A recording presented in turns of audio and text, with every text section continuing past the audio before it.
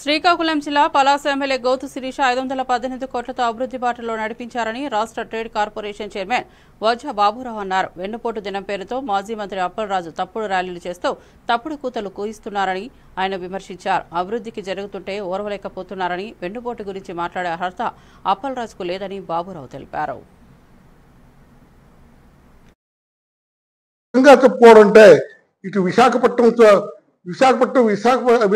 Srikakulam విజయవంతాలుగా urban ప్రాంతాలతో సమానంగా పలాస కూడా ఉండాలనే ఉద్దేశంతోనే ఇక్కడ ఒక ఎయిర్పోర్ట్ కేంద్ర ప్రభుత్వంతో మాట్లాడి ఎయిర్పోర్ట్ ప్రయత్నం చేస్తున్నారు.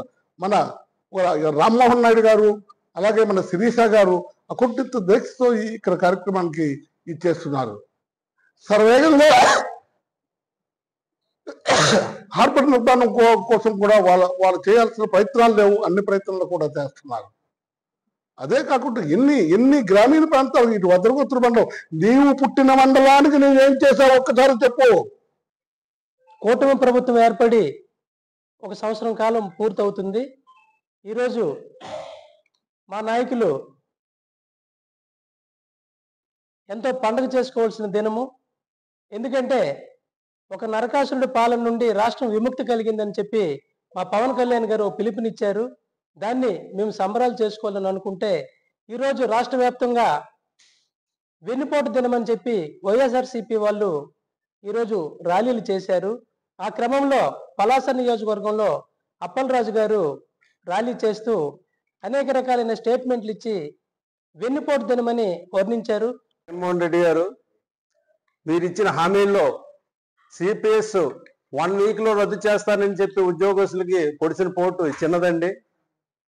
చదువుకున్న టీచర్స్కి బ్రాందీ షాపుల దగ్గర కాపలా కాసిన ఎన్నుపోటు విధానం ఈ దేశంలో ఎక్కడైనా ఉందండి? ఇంతటి మించిన ఎన్నుపోటు ఎక్కడైనా ఉందని మనం గమనించాలి. పెన్షన్ 2000 నుంచి 3000 ఇస్తానని ఒక వ్యక్తికి సుమారు 5 సంవత్సరాల్లో 28,000 రూపాయలు లాస్ చేసిన ఎన్నుపోటు ధనం ఇంకెక్కడైనా ఉందండి? ఆలోచించండి.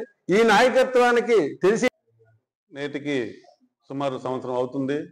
ఈ సంవత్సర కాలంలో ఎన్నో అభివృద్ధి కార్యక్రమాలు చేస్తున్న సందర్భంలో మరి ఈరోజు వైఎస్ఆర్సీపీ కాంగ్రెస్ పార్టీ వెన్నుపోటు దినం అని చెప్పి ఉదయం అంతా కూడా ఏదో అడావుడి చేయాలనుకున్నారు. అది అంతా ప్రజలు గమనిస్తున్నారు.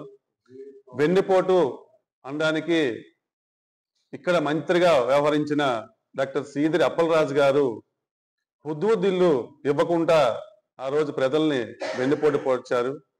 అలాగే ఏహెచ్పి హౌసింగ్ 2000 ఇల్లు కట్టిస్తామని చెప్పి గత ప్రభుత్వం ఏదైతే చేశానని చెప్పు.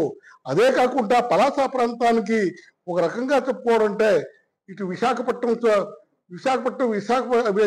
శ్రీకాకుళం విజయవంతం